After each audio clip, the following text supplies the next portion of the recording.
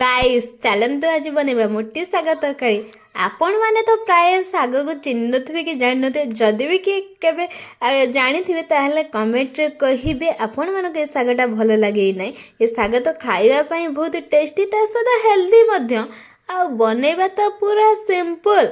Saag recipe करने मुझे fast saag को भल भाव बाछि देकी ता चेड़ सब काढ़ी देकी ताको पानी रे भल भाव धोईदेली जमती माटी न रही भल भाव धोईदेकी तापर तेल गरम कली तेल रे आलू और बैगण को काटिकी रखीदी ताकू पकईदेली से लुण हलदी पकई किसी समय भाजिली से जमती भाजीगला से सुखिला लंका अदा रसुण पेस्ट को पकईकी भल भाव मसला को किसी समय कषिली मसला कषि सारापर से टमाटर को देदेली टमाटर भल भाव कषि सारा पानी देदेली पानी टिके फुटिला से धोईकी रखिथिबा शाग को मु पकईदेली आ फटाफट रेडी हो गला आमर शाग तरकारी।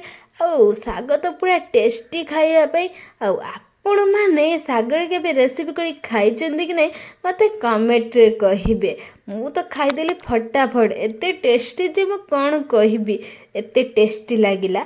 आ आपण मन जिबा आगु सब्सक्राइब कर दियंतु। Bye bye guys.